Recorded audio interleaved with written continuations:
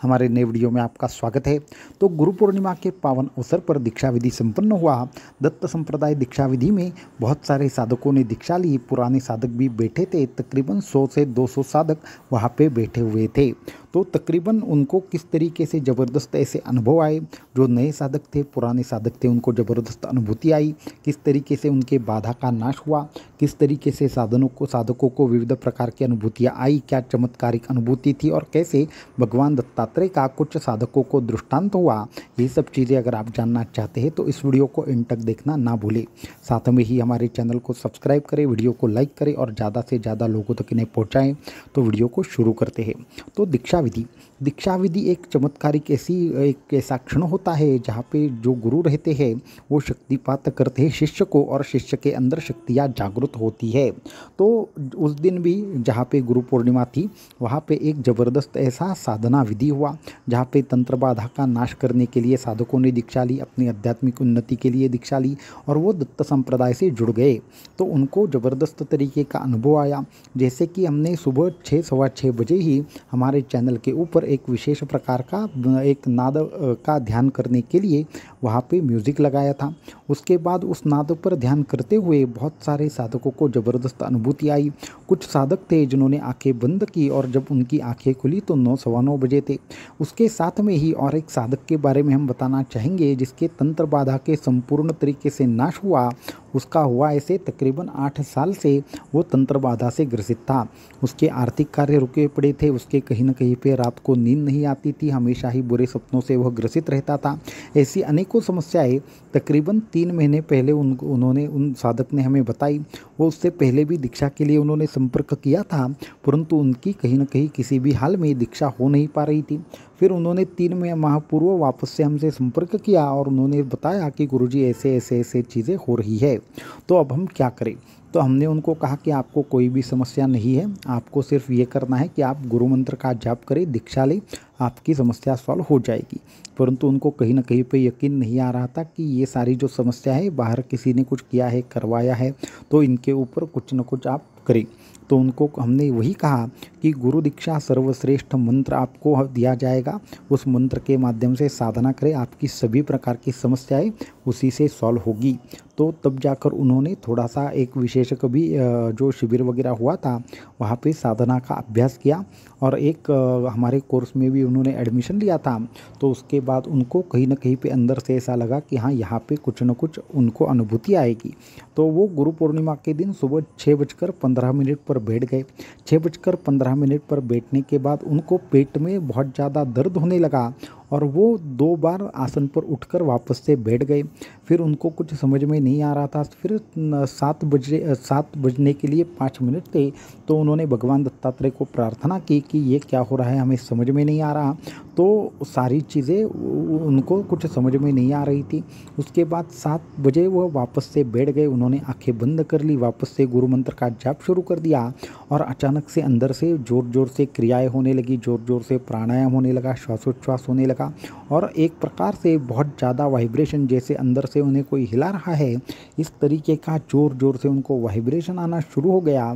उसके बाद क्या हुआ उनको समझ में नहीं आया। उनके आंखों के सामने नीला प्रकाश था और उसके बाद शायद उनको एक समाधि अवस्था में वो चले गए होंगे, लेकिन सामने उनको 2 पिशाच दिखने लगे।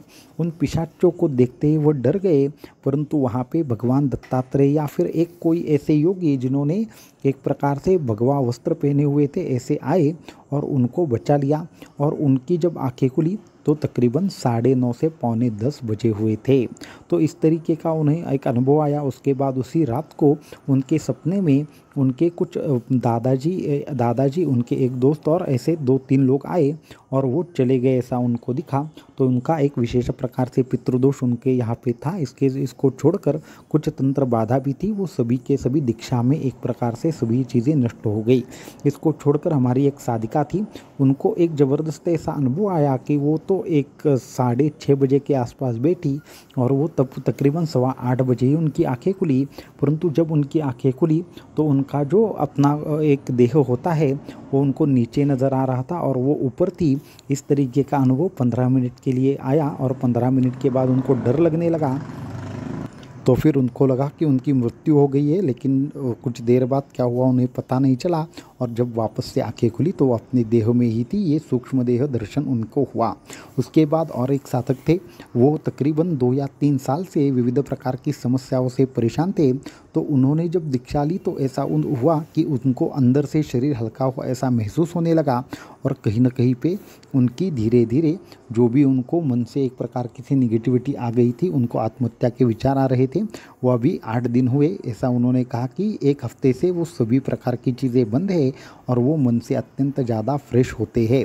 इसको छोड़कर और एक हमारे साधक थे, तो उनकी भी बारे में एक उनका विशेष अनुभव हम बताना आपको चाहेंगे। तो ये जो साधक थे, उन्होंने भी सुबह 6:15 पर नहा धोकर वो साधना में बैठे। साधना में बैठने के बाद उन्होंने आंखें बंद की। वापस से क्या हुआ क्या नहीं हुआ ये उनको कुछ भी पता नहीं, परंतु जब उन्होंने आंखें खोली तो तकरीबन 7:15 बजे थे। बीच में क्या हुआ क्या नहीं उनको कुछ भी मालूम नहीं। घर वाले भी उनको 2-3 बार उनके नाम लेकर पुकार रहे थे ज़ोर ज़ोर से, फिर भी उनको किसी भी प्रकार की चेतना नहीं थी। वो बिल्कुल उनको लगा कि इस बार दीक्षा में कुछ नहीं हुआ, लेकिन उन्होंने जब आंखें खोली और उन्होंने समय देखा तो वो अवाक रह गए। इस तरीके से ज़बरदस्त तरीके से बहुत सारे साधकों को साधना में एक प्रकार से अच्छी अनुभूति आई है। इसको छोड़कर एक हमारे साधक थे, उनको विशेष कुछ अनुभूति नहीं आई ऐसा उनको लगा, परंतु वो तकरीबन 6:15-6:20 को साधना में बैठे। उसके बाद 7:15 बजे तक उनकी साधना चली। 7:15 बजे जब साधना से उठे तो उन्होंने एक पैर आसन से ज़मीन पर रख दिया, और जैसे ही एक पैर आसन से ज़मीन पर रख दिया, उनके सामने से 2 काली परछाइयाँ उनको घर से बाहर जाती हुई नज़र आई। और उसी दिन रात को उनको एक ऐसा भयंकर सपना आया जहाँ पे 2 लोग फांसी लेकर लटक रहे थे और आत्महत्या करने का प्रयास कर रहे थे, ऐसा उनको दिखाई दे रहा था। ऐसा सभी प्रकार का जो सपना था वो रात को उनको 3 के आसपास उनको नज़र आया।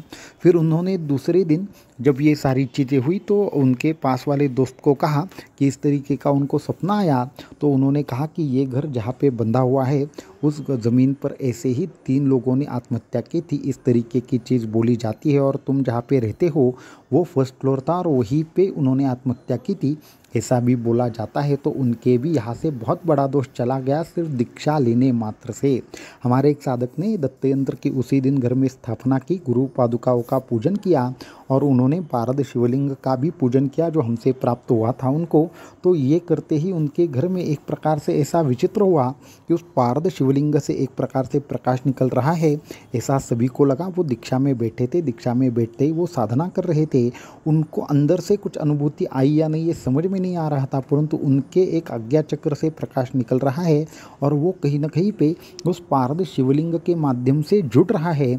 ऐसा पारद शिवलिंग और उनके में एक विशेष प्रकार से कनेक्शन दिखा, और उनको भी ऐसा हुआ कि जब उन्होंने आंखें खोली तो 10 मिनट तक उस पारद शिवलिंग से एक प्रकार से सुगंध आ रहा था। इस तरीके की अनुभूति हुई। तो इस तरीके से सभी साधकों को एक प्रकार से ज़बरदस्त अनुभूति हुई। बहुत सारे साधकों के अपने अपने तरीके से उस साधना में गति उनको प्राप्त हो रही है, और बहुत ही जल्द हम उन सभी साधकों के लिए एक विशेष प्रकार की ध्यान मार्गदर्शन साधना लेने वाले हैं, जिसके माध्यम से उनको कैसे साधना की जाए, क्या साधना की जाए, ये सभी प्रकार की चीज़ें हम आपको आगे चल के बताएंगे। और वो बहुत ही जल्द ध्यान मार्गदर्शन शिविर होगा, जिसके बाद आपको हर रोज़ की साधना कैसे करनी है, क्या करनी है, ये सभी चीज़ें अपने आप धीरे धीरे पता चल सके। तो आज के इस वीडियो में इतना ही। अगर आप दीक्षा लेना चाहते हैं, आप भी तंत्र बाधा से ग्रसित है, कहीं न कहीं पे किसी न किसी हाल में आपको भी तंत्र की समस्याएं हैं, तो आप भी नीचे दिए हुए संपर्क नंबर के ऊपर संपर्क कर सकते हैं। अवधूत चिंतन श्री गुरुदेव दत्त।